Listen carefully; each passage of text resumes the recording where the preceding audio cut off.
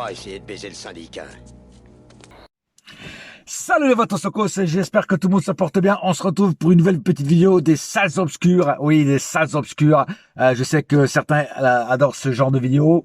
Et aujourd'hui, on va attaquer l'année 1994. Mais avant ça, je vous rappelle que vous pouvez booster mes vidéos. N'oubliez pas, aller dans la section commentaires.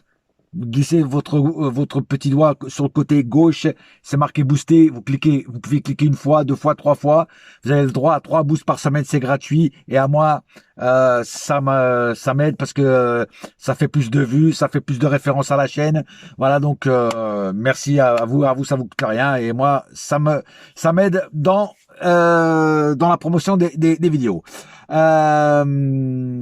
Qu'est-ce que je voulais dire d'autre? Alors là, je crois que c'était que ça.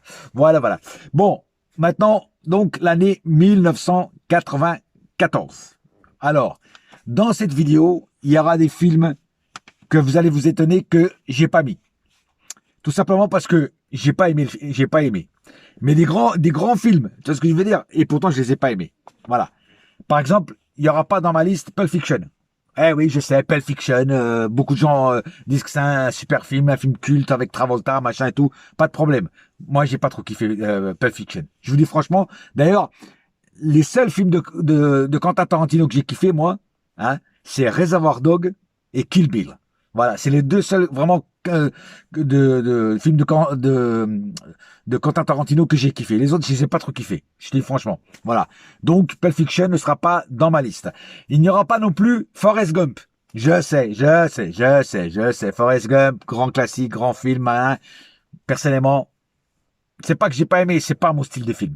Je vous dis franchement, c'est pas mon style de film. Mais j'avoue que c'est un grand film. Voilà. Donc, il y aura des films comme ça qui seront pas mais Stuart Né, par exemple, non plus sera pas dans ma liste. Voilà, parce que bon, c'est pas un film que j'ai vraiment pas trop apprécié, tu vois. Voilà. Là, c'est mon classement. Alors, c'est un top 14. Top 14, c'est les 14 films que j'ai vus et que j'ai aimés de l'année 94. Voilà. Donc, c'est le mien. C'est mon top à moi. Après vous, vous aurez sûrement votre top à vous. Voilà. Donc, on va commencer tout de suite. Évidemment par la 14e position. Et la 14e position, bah, c'est tout simplement une petite comédie française ou à la française, voilà, qui ne pèse pas lourd à côté des autres films, mais que j'ai bien aimé. C'est Un Indien dans la ville, avec Thierry Lhermitte et Patrick Timsit. Alors moi, Patrick Timsit, j'aime pas trop comme acteur. Je vous dis franchement, je le trouve pas bon dans les films en général.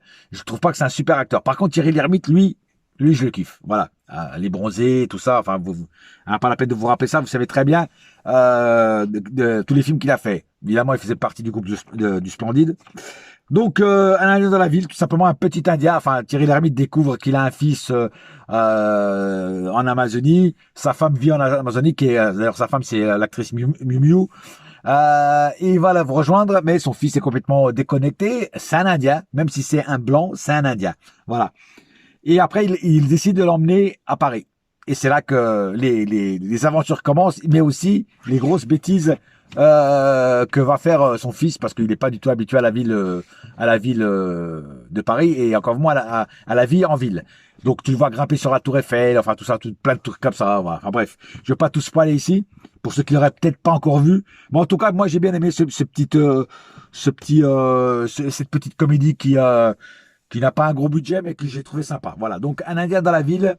C'est sorti le 14 décembre 94 en France. Voilà, et donc c'est sorti quelques jours avant Noël. Et donc voilà, si vous ne l'avez pas encore vu, je vous le conseille. Un Indien dans la ville avec Thierry Lhermitte et Patrick Timsit. En 13e position. Alors en 13e position, c'est un film d'un acteur que j'aime bien, mais c'est pas son meilleur film. Mais il est quand même bien celui-là. C'est Terrain miné. Terrain miné avec qui? Avec évidemment Steven Seagal. Steven Seagal, quand encore Steven Seagal faisait des films corrects, parce que maintenant c'est de la merde, je vous dis franchement. Terrain miné, c'est tout simplement l'histoire d'un mec qui travaille pour une compagnie pétrolière et ils veulent faire des trous pour trouver encore du pétrole parce que sur les territoires indiens, des Indiens d'Amérique. Sauf que voilà, les Indiens ne veulent pas. Et puis Steven Seagal il est partagé entre la culture indienne et et son boulot, mais à un moment il décide quand même de se mettre du côté des Indiens et de protéger les Indiens. Donc après, son patron, qui est quand même un sacré truand, va mettre tout en œuvre pour le tuer, lui. Donc il envoie des mercenaires derrière lui, sauf que Steven Seagal, vous savez comment il est, hein, il tue tout le monde. Voilà, voilà. En tout cas, c'est un bon film d'action. C'est sorti le 18 février 94 en France. Voilà, c'est pas le meilleur de Steven Seagal. Hein, pour moi, le meilleur film de Steven Seagal, c'est Nico et Piège en haute mer. Voilà, pour moi, c'est les deux meilleurs qu'il a fait. Après, il y a aussi comment ça s'appelle, L'ombre blanche. Celui-là aussi, il était pas mal. Voilà. Mais bon, celui-là terminé. Si vous l'avez pas vu, je vous conseille, vous passez quand même un bon moment. En 13e position. Maintenant, en 12e position. Alors, en 12e position, oui, il est le 12e. 12e, 12e, 12e, 12e, 12e. Ah, 12e position. Ah, ouais, pareil. Là, c'est un acteur que j'adore, mais c'est pas son meilleur film et c'est pas le meilleur de la trilogie, parce que c'est le troisième d'une trilogie. C'est Le Flic de Beverly Hills 3, avec évidemment le grand Eddie Murphy. Alors, je dis que c'est une trilogie parce qu'après, dernièrement, il y en a eu un quatrième, mais bon, on peut le compter comme une quadrologie, mais je parle de la trilogie des années 80-90 qui pour moi est la plus importante. Donc le film de Beverly Hills 3 qui est sorti le 17 août 94 en France. Alors comme je dis, c'est pas le meilleur de la trilogie, le meilleur c'est le 1 et le 2. Le 3, ça commence à se fatiguer. Voilà, il va dans un parc à thème comme Euro Disney. Je sais plus le nom du parc d'ailleurs. Et il va derrière les truands parce que, en fait, à Détroit, ces truands-là viennent chercher un truc et ils tuent son chef. Et après, il va derrière eux jusqu'à Beverly Hills où est ce fameux parc d'attractions. Voilà, il lui arrive plein de trucs. Ça reste comique, hein, ça reste comique, mais c'est pas autant comique que les premiers et le deuxième. On retrouve Serge, le fou, là, un peu gay sur les bords, qui lui offre un café avec du citron dessus. Voilà. Ceux qui ont vu les premiers savent de qui je parle. Voilà, on retrouve les anciens personnages qu'il y a dans les premiers. Bon, ça reste quand même du Eddie Murphy, ça reste quand même le flic de Beverly Hills. Donc, même s'il est moins bien que les deux autres, je vous quand même le conseille de le regarder parce que il vaut quand même la peine qu'on le regarde. Voilà, donc 17 août 94 en France, le film de Beverly Hills 3 avec le grand Eddie Murphy. 12e position. Maintenant, passons à la 11e position. Alors, la 11e position, c'est un film aussi avec un acteur que j'aime bien, mais c'est pas son meilleur film non plus. Voilà, je vous dis franchement. C'est Street Fighter.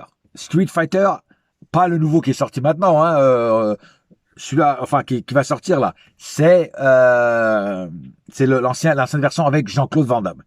Alors, il est pas mauvais ce film-là. Franchement, il fait le rôle du colonel Gill, pour ceux qui connaissent le jeu. Hein. Euh, mais je le trouve quand même assez bien dans le truc. Il y a plein il y a même Kylie Minogue qui fait le rôle d'un personnage de Street Fighter. J'ai oublié le nom du personnage qu'elle fait. Enfin, t'as tous les personnages. Hein. Puis t'as le regretté Raoul Julia qui est mort juste après le film, qui fait le rôle du personnage Bison, donc le boss de Street Fighter. Et puis t'as tous les personnages, hein, donc voilà. Non, c'est un bon film avec une bonne histoire, avec l'histoire de la ville de Shadaloo et tout ça. La petite Chong-Li, enfin l'actrice qui fait Chong-Li dans ce film-là, c'est une bombe atomique cette meuf. Mais elle est vraiment hyper belle. Bon, à la base, moi je kiffe les asiatiques, elle est japonaise surtout. Mais elle là, putain, waouh, comme elle est trop belle. Mais elle est vraiment magnifique, cette asiatique. Mais voilà, on va rester concentré. Mais non, ça reste un bon film. Voilà, c'est sorti le 12 avril 95 en France, mais c'est un film de 94. Voilà. En tout cas, je vous le conseille si vous l'aurez peut-être pas encore vu. Et avant de voir le nouveau, la nouvelle version qui va sortir là bientôt, je crois. Regardez cette version avec Van Damme. Franchement, ça vaut le déplacement. Donc Street Fighter, sorti le 12 avril 95 en France, film de 94. Et je l'ai mis en 11e position. En 10e position. Alors là, on arrive dans le top 10. Alors, 10e position, c'est tout simplement... Alors, il est où le 10e là? Ah, 10e position, c'est un film avec un acteur français. C'est un film américain avec un acteur français et un réalisateur français. Mais le film se passe aux États-Unis. C'est Léon. Léon avec, évidemment, Jean Reno. C'est le film qu'il a fait vraiment connaître avec Le Grand Bleu. Hein, voilà. Film de Luc Besson, faut-il le rappeler. Donc voilà, un tueur qui prend sous son aile une petite gamine, voilà, et qui la protège, et mais qui continue à faire son métier de tueur, voilà. Enfin, moi franchement, alors c'est pour moi c'est pas le meilleur film de Luc Besson, c'est pas non plus le meilleur film de Jean Reno, mais ça reste un grand film. Voilà. Pour ceux qui aiment ce style de film-là, de tueur, de type de Hitman, c'est un bon film. Voilà. Alors c'est un film qui est sorti le 14 septembre 1994 en France. Et donc c'est un film où il y a de l'action, il y a des moments un peu tristes. Voilà, il y a un peu de tout dans ce film-là. Voilà. Et donc pour ceux qui l'auraient pas vu ou qui l'ont déjà vu mais qui ont envie de le revoir, c'est le moment c'est le moment ou jamais d'aller le revoir. Je l'ai mis en 10e position. Je pense que c'est largement mérité parce que il y a des meilleurs films que ça cette année-là. Voilà. Donc Léon, 14 septembre 1994 en France, film de Luc Besson avec Jean Reno. Voilà, 10e position. Maintenant, 9e position. Alors, la 9e position, 9e position, 9e position, euh, c'est un personnage que j'aime bien. Et le titre du film, c'est Freddy sort de la nuit. En plus, ça rime. Voilà, Freddy Krueger, on retrouve l'acteur Robert Englund, hein, c'est encore lui qui fait Freddy. D'ailleurs, moi j'ai toujours dit, quand Robert Englund mourra, Freddy mourra. Parce qu'ils ils ont essayé de faire un remake de Freddy Krueger et c'était bidon. C'était nul, le film a bidé. Le mec qui fait Freddy, il a pas le même mimique que Robert Englund. Robert Englund, c'est Freddy. Il n'y aura pas d'autre Freddy. C'est comme Wesley Snipes, c'est Blade. Il n'y aura pas d'autre Blade. Faut arrêter de mettre des autres acteurs. Voilà. Quand un acteur incarne tellement bien un rôle que quand tu essaies de le remplacer par un autre acteur, ça fait un bide. Moi, je vous dis franchement. Et là, c'est pareil. Freddy sort de la nuit. Alors, Freddy sort de la nuit, c'est le dernier avant Freddy contre Jason qu'a fait Robert Englund. Freddy sort de la nuit, c'est en fait alors déjà le film a été fait par Wes Craven, donc le papa de Freddy. Et c'est en fait l'histoire est pas mal parce qu'en fait t'as l'actrice qui joue dans le 1 et t'as le vrai Robert Englund qui joue dans le film. Et en fait elle continue à avoir des cauchemars avec Freddy, sauf que à un moment elle va voir Robert. Cette scène elle est spectaculaire. Elle va voir Robert Englund chez lui. Ah, il est en train de peindre et tout, machin et tout. Il dit, Robert, j'ai des hallucinations, je crois que Freddy veut me tuer. Et il dit, attends, qu'est-ce que tu racontes? Freddy, déjà, il n'existe pas, c'est un film. Et en plus, Freddy, c'est moi. Donc, non, c'est des cauchemars, t'as peut-être fait un cauchemar, tout ça, mais y a rien de grave. Non, non, Freddy, le vrai Freddy sort. Le vrai Freddy veut sortir du film, il veut me tuer. Et puis lui, bien sûr, Robert Englund, il rigole parce qu'il dit, mais non, mais arrête ton délire. Freddy, c'est moi qui fais le rôle de Freddy. Donc c'est pas possible, c'est juste un cauchemar que t'as fait. Passe à autre chose. Mais en fait, le vrai Freddy veut sortir et veut même s'en prendre à Robert Englund, tu vois. En fait, le film est vraiment l'idée qu'a eu Wes Craven de faire ça. Franchement, c'est magnifique et ça change complètement des autres Freddy. Voilà, très bon Freddy. Regardez-le parce que ça vaut le déplacement. De toute façon, tous les Freddy avec Robert Englund, ça vaut le coup. Même le 4 et le 5 qui sont un tout petit peu moins bien. Tant qu'il y a le vrai acteur qui fait Freddy, Robert Englund, pour moi, c'est le top. D'ailleurs, normalement, Robert Englund a dit a accepté de faire une dernière fois le rôle de Freddy. Donc, il y a un nouveau Freddy qui va sortir bientôt. Enfin, ou qui va être fait bientôt. Qui va être fait bientôt, je crois. Ça sera avec lui. Mais il a dit que ça sera le dernier. Il y aura aussi un Freddy versus Jason 2, je pense aussi avec lui. Mais après, ça sera fini. Après, il a dit, ça sera fini. Bon, le bonhomme, il a quand même, je crois, 75 ans, je crois. Hein. Donc, tu vois, il commence à être vieux. Bon, après, avec le visage tout cramé, on voit pas qu'il est vieux. Mais à un moment, tu vois, à un moment, il faut aussi savoir tourner la page. Voilà. En tout cas, celui-là, Freddy sort de la nuit, c'est sorti le 3 mai 95 en France, mais c'est un film de 94. Freddy sort de la nuit, film de Wes Craven avec Robert Englund. Je vous le conseille tous les jours. Voilà, je l'ai placé en 9e position. Maintenant, en 8e position. Alors, en 8e position, encore un bon film. Et celui-là, c'est vraiment un bon film. C'est Time Cop. Encore avec Jean-Claude Van Damme. Peut-être un des meilleurs films de Van Damme. Ouais, alors je sais que vous allez me dire, oh non, il a fait Bloodsport, il a fait, ouais, ok. Mais Time Cop, je trouve que c'est un film où il y a de l'action, c'est de la science-fiction, il y a un peu de tout dans le film. Et franchement, le film est extraordinaire. Moi, j'ai vraiment aimé ce film-là. C'est un film même un peu sous-coté, je trouve, mais pourtant c'est un super film. Voilà. Time Cop, c'est vraiment le film par excellence où Van Damme était à son maximum quand il faisait des films. Il était vraiment excellent dans ce film-là et dans tous les films qu'il a fait avant ça. Voilà. Après, bien sûr, après il y a eu la chute, un peu comme Steven Seagal. Voilà. Mais Time Cop, ça reste vraiment un film référence.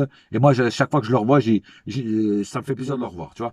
C'est sorti le 30 novembre 94 en France. Et c'est vraiment un film qu'il faut voir, revoir. Et ceux qui l'auraient pas, par malheur, l'auraient pas encore vu, regardez-le. La nouvelle génération, Time Cop avec Van Damme. Franchement, vous allez kiffer. Voilà. C'était en 8e position. Maintenant, en 7e position. Alors, 7e position, c'est encore un grand baroudeur du cinéma de film d'action, hein, un mec qui cassait des gueules à beaucoup de monde. C'est un film que moi, personnellement, j'adore. C'est True Lie. True Lie avec Arnold Schwarzenegger et Jamie Lee Curtis. Eh oui, Jamie Lee Curtis, c'est elle qui fait le rôle de la sœur de Michael Myers dans Halloween. Voilà. Fille de Tony Curtis de Amicalement Vôtre. Et sa mère, c'était celle qui joue dans Psychose de Alfred Hitchcock, qui se fait tuer sous la douche, Norman Bates. Elle, c'est sa mère à Jamie Lee Curtis. Donc c'est une famille d'acteurs. Hein, voilà. Et donc ce film True Lie, True Lie, pour ceux qui ne le seraient pas encore, c'est un remake d'un film français, enfin ou plutôt une reprise d'un film français, La Totale, avec Thierry Lhermitte, Miu Miu, tout ça, et Eddie Mitchell même dans le film. Voilà, La Totale, pour ceux qui savent, qui ont la référence de ce film, eh ben ça c'est le remake, c'est la version américaine. Voilà, les Américains, ils nous piquent des films pour en faire des versions américaines. Après, la version américaine, franchement, elle est excellente. Ouais, j'ai rien à dire. Il y a beaucoup plus d'action dans la version américaine, bien sûr, c'est des Américains, donc il y a plus d'action, plus de violence, tout ça, ça c'est clair. Mais on retrouve un grand Arnold Schwarzenegger et une très belle Jamie Lee Curtis. Il y a une scène où elle fait un striptease devant Schwarzenegger parce qu'elle croit être une espionne et je sais pas quoi. Mais c'est un truc de malade. C'est là que tu vois que c'est une bombe atomique, Jamie Lee Curtis. À l'époque, hein, parce que maintenant elle est vieille. Mais à l'époque, c'était une bombe atomique, frère. C'est un truc de malade. Parce que dans Halloween, elle est encore toute frêle. C'est encore la petite vierge effarouchée, tu vois. Dans True Lie, elle se lâche. Ah ouais, elle se lâche. La scène du striptease, franchement, elle est... Pouah. Quand tu la vois, tu dis, putain, la meuf, elle était vraiment bien roulée, quoi. Voilà. En tout cas, film de James Cameron, faut-il le rappeler. James Cameron qui a fait cette version-là. Et oui, James Cameron, Terminator, voilà. J'en passais des meilleurs. Et c'est vraiment un film, voilà, True Lie, il faut le voir. Voilà, il faut le voir parce que vraiment un très bon film d'action. T'as aussi des parties comiques où tu rigoles. Voilà, c'est un film absolument à voir. Je l'ai mis en 7e position. C'est sorti le 12 octobre 94 en France. Moi, j'avais été le voir au cinéma. Je me rappelle tout ça, la Grande Taverne de Dijon, hein, pour ceux qui habitent Dijon, qui regardent mes vidéos. Il y a un cinéma qui malheureusement n'existe plus. Mais voilà, True Lie, absolument à voir. La version américaine du film français La Totale. Voilà, 7e position. Maintenant, on va passer à la 6e position. Alors, la 6e position, c'est pareil, c'est encore avec un acteur que j'adore. Un acteur qui a fait John Wick.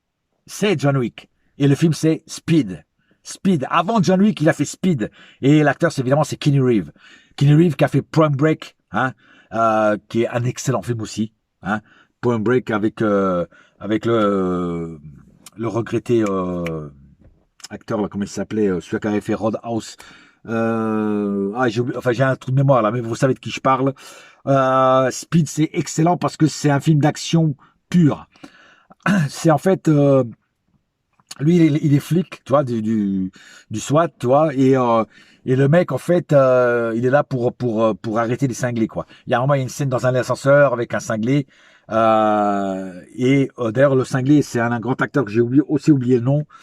Il s'appelle Dennis Hooper, voilà, Dennis Hooper, qui fait le rôle du fou, enfin du terroriste là, dans ce cas-là.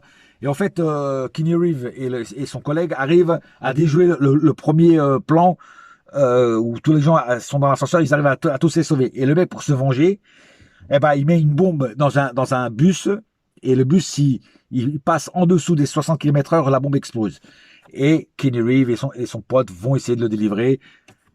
Il y a de l'action du début à la fin. tu t'endors pas, même pas une minute, parce que ça bouge tout le long du film. Le film dure à peu près 2 heures. Franchement, tu vas pas t'emmerder. Ça s'appelle Speed. Alors, il y a eu le Speed 2 avec... oui, j'avais oublié, il y a aussi une actrice dans ce film, c'est Sandra Bullock. Comment j'aurais pu oublier aussi cette bombe atomique? Sandra Bullock, moi j'étais amoureux de Sandra Bullock à l'époque, hein, parce qu'elle était trop belle. Voilà. Et Sandra Bullock, voilà, elle fait le rôle. C'est elle qui conduit le bus d'ailleurs à un moment, parce que le chauffeur du bus se prend une balle et il peut plus conduire. Donc c'est elle qui va conduire le bus. Et Keanu Reeves, Keanu Reeves, évidemment, au début, c'est action avec elle, mais apparemment, ils tombent amoureux l'un de l'autre, et puis voilà. Bref, je te raconte pas le fin du film. Donc, une grande Sandra Bullock, un grand Keanu Reeves, un grand Dennis Hopper, le film, du début à la fin, un grand film d'action. C'est sorti le 24 août 94 en France, et c'est vraiment, il porte bien son nom, le film, Speed. C'est vraiment, très très rapide comme film. Voilà. Il y a eu un Speed 2, toujours avec Sandra Bullock, mais sans Keanu Reeves, sur un bateau. Mais franchement, il est moins bien. Il est largement moins bien que ce que celui-là. Celui-là, franchement, c'est le meilleur. Voilà. Donc, 6e position, et c'est largement mérité. Cinquième position, pardon. 5e position. Ah, ça, c'est pareil. C'est un film que moi, j'adore. Film de science-fiction. C'est Stargate. Stargate avec un acteur que je kiffe énormément. Rappelez-vous Tango et Cash. Hein, avec Stallone, c'est Kurt Russell. Kurt Russell, il a fait Tango et Cash, il a fait The Thing, il a fait New York 1997 dans le rôle de Snake Plissken. Il en a fait tellement de bons films, Kurt Russell, que je peux pas tous les citer. Dans les griffes du mandarin. Oh putain, il en a fait tellement de... il a fait que des bons films, Kurt Russell. Moi, je kiffe énormément cet acteur. Maintenant, il commence à être un peu vieux, mais cet acteur, il est dans mes références cinématographiques. Voilà. En tout cas, Stargate, c'est sorti le 1er février 95 en France, mais c'est un film de 94. Alors, en fait, sans trop spoiler, c'est un film, en fait, il trouve une porte du temps qui fait une arche comme ça, et c'est une porte qui va dans une autre... alors, je sais pas vraiment si c'est dans un autre monde ou dans une autre époque, mais en tout cas, c'est pas dans l'époque où ils vivent. Et rencontre le peuple de cette époque-là, et puis il leur arrive plein de trucs. Alors, moi, je pense que c'est plutôt une époque ancienne. Je pense que c'est pendant une époque, c'est pendant les Égyptiens, parce qu'ils sont tous habillés avec les dieux égyptiens, tu sais, avec des têtes de faucon, machin et tout. Et je pense que c'est plutôt un retour dans le passé. Et mais c'est excellent. Il y a de l'action, c'est vraiment un beau film. Et des fois, ce film-là, il est passé un petit peu, comment dire, discrètement. Mais si vous l'avez pas vu, moi, je vous le conseille 100 millions de fois. Stargate, c'est vraiment un film à voir. Voilà. Et surtout pour les gens qui aiment la science-fiction. Donc, Kurt Russell, 1er février 95 en France, mais c'est un film de 94, pardon. Stargate, c'est magnifique comme film. 5e position. Maintenant, la 4e position. Encore un grand film. Et là, c'est vraiment que des grosses machines, hein, que je vais mettre dans les 4 derniers. En numéro 4, c'est Les Évadés. Les Évadés, super film. Ce film-là aurait mérité d'être en premier. Mais comme il y a des grosses machines, des grosses locomotives sur cette année-là, je l'ai mis en 4e. Donc imaginez les 3 premiers. Donc Les Évadés avec Morgan Freeman, il faut-il le rappeler, Morgan Freeman, le grand Morgan Freeman. Ce film est sorti le 1er mars 95 en France, mais c'est un film de 94. Les Évadés, je ne veux pas trop le spoiler parce que ce film-là, il faut le voir. Voilà. Ça se passe dans les prisons anciennes, hein, dans l'ancien temps. Et c'est un blanc qui va en prison, qui n'est pas habitué à aller en prison, et qui rencontre Morgan Freeman. Et là, tout va changer. Mais le blanc là-dedans, il est très intelligent, il fait des trucs, il fait péter les plombs au directeur de la prison, au gardien, enfin. Je vais pas tout spoiler parce que c'est vraiment un film qu'il faut voir. Voilà. Donc, mais je vous le conseille, si je le mets en 4e position, c'est parce qu'il est vraiment très bon ce film. Voilà. Donc, Les Évadés, Morgan Freeman, allez voir ça. Vous n'allez pas être déçus du voyage. Voilà. 4e position. Maintenant, passons à la 3e position. Alors, la 3e position, elle est où non, la 3e position, elle est... Elle est où la 3e position? 3e, tu es où? Tu es où? Tu es où? Ah, 3e position. Ah, 3e position. Un film avec encore un acteur que j'adore. C'est Demolition Man. Eh oui, avec Sylvester Stallone et le grand Wesley Snipes dans le rôle du méchant. Et Sandra Bullock, encore une fois, Sandra Bullock, elle est partout. À l'époque, elle faisait beaucoup de films. La belle Sandra Bullock qui est fin des années 80 dans le film, hein, parce que là, ils sont dans le futur, hein, ils sont en 2000, je sais pas combien. Et elle est fan des années 80-90, tu vois. Et d'ailleurs, son bureau est plein d'affiches, La Lampe Fatale, avec Mel Gibson, enfin, plein de trucs comme ça des années 80-90. Et, et c'est un super film. Parce que Stallone, là, il a réalisé un putain de film. En fait, Stallone, il commet une erreur pour aller sauver des gens, mais en fait, Wesley Snipes fait cramer tout le bâtiment. Et il retrouve les cadavres. Ils accusent Stallone d'avoir trop agi trop rapidement. Donc Stallone est condamné et est mis en prison. Sauf que là, à l'époque, c'était pas ces prisons-là qu'on connaît maintenant. C'est tu es congelé et tu restes comme ça, congelé jusqu'à ta libération. Voilà, c'était un bloc de glace, quoi. Peut-être les prisons du futur, qui sait. Et en fait, ouais, c'est pareil. Sauf que quelqu'un dans le futur a l'idée malencontreuse de délivrer Wesley Snipes pour faire je sais plus quoi. Et en fait, il va pas faire ça, il va tout foutre au bordel comme il faisait dans les années 80-90. Et là, ils sont obligés de décongeler Stallone pour tuer ce genre d'individu. D'ailleurs, il y a un black qui dit pour tuer ce genre de gangster, il faut un flic comme on n'en fait plus. Voilà. Pour tuer ce genre de bandit comme on n'en fait plus, il faut un flic comme on n'en fait plus. Et ils vont libérer Spartan, c'est son nom. Et là, après, bien sûr, il y a action. Alors, il y a beaucoup de scènes comiques aussi. La scène quand il dit des gros mots, t'as un papier, vous avez une amende d'un crédit, machin, nanana. Et puis à un moment, tu sais, quand il va aux toilettes, il dit, ouais, là où il devrait avoir du PQ, il y a trois coquillages. Puis t'en as un qui dit, ah, il s'est pas servi des 3 coquillages. Puis là, le mec, il dit, c'est quoi ce délire? Et, et puis Sandra Bullock, elle dit, à notre époque, on n'utilise plus ça, maintenant, il faut utiliser 3 coquillages. Puis à un moment, il dit des gros mots, plein de gros mots, puis il y a plein de papiers qui sortent. Tu sais, vous avez une amende, vous avez une amende. Puis après, il dit, plus besoin de coquillages. Ah putain. Mais il y a plein de scènes comme ça, il y a plein de trucs comme ça comiques tout le long du film. Par exemple, il y aura un moment quand elle dit il y a eu le président Arnold Schwarzenegger, l'autre quoi? Il a été président? Ouais, c'était un acteur dans votre temps. Oh non, pitié, il a été président. Putain, plein de trucs comme ça, je te jure, c'est un truc de malade. Enfin, Demolition Man, c'est un classique de Stallone, c'est vraiment un top. Alors, c'est sorti le 2 février 94 en France. J'avais été le voir au cinéma aussi, celui-là. Et je l'ai mis en 3e position parce que, voilà, 3 grands acteurs. Stallone, Snipe, Bullock. Voilà. Les 3 font la paire et franchement, rien à dire. Ah, j'aime bien aussi la scène quand elle dit ça vous dirait d'aller faire l'amour avec moi? Puis Stallone est tout content. Ouais, super et tout. Puis, alors, ok, je vais revenir. Je vais m'habiller différent et je vais revenir. Puis elle met la musique de La Croisière s'amuse. Puis elle fait, La Croisière s'amuse. Puis elle revient, puis elle lui met un casque. Puis bon, allez, on va faire l'amour. Fait, l'amour, mais c'est quoi ça? Bah oui, on va faire l'amour. Mais c'est pas l'amour ça. L'amour c'est tac tac, t'entends des sueurs du fluide liquide, je sais pas quoi. Il dit, ah non, pas comme ça, on fait plus l'amour comme ça, c'est dégueulasse. Après le sida, il y a eu la MST, après la MST. Enfin bref, que des conneries dans ce film-là, mais que des conneries qui te feront gueuler du début à la fin. Voilà, Demolition Man, à voir absolument, si vous l'avez pas vu. 3e position. Maintenant, on arrive au top 2.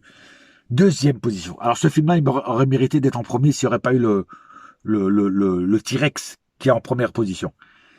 2e position, c'est The Crow, avec le regretté fils de Bruce Lee, Brandon Lee. The Crow, c'est un mastodonte, ce film. C'est un chef-d'œuvre. C'est vraiment... Et puis Brandon Lee, dans ce film-là, il est excellent. Alors, ça a été le dernier film de Brandon Lee. Il a eu le même trajectoire que son père, malheureusement. Il y a eu des scènes qui ont été obligées de faire avec une doublure, parce qu'il a pas réussi à finir le film. Bon, heureusement, il avait fait les scènes les plus importantes, les scènes d'action et tout ça, tu vois. Et mais il a été obligé comme il est mort après d'une balle qui aurait dû être à blanc, mais qui n'était pas à blanc. Cette histoire de malédiction avec la famille, enfin un jour qu'on m'explique, parce que son père aussi est mort dans des circonstances un peu bizarres. Et là, lui, un peu pareil, quoi. Sa fille est toujours vivante, mais elle a fait quelques films comme ça, mais pas des trucs. Elle fait plutôt de la production. Elle a produit une super série qui s'appelle Warrior, qui avait été écrit par son père, hein. Et elle l'a mis en scène, elle l'a produit, et donc c'est super. Voilà. En tout cas, The Crow, c'est sorti le 3 mai 94 en France.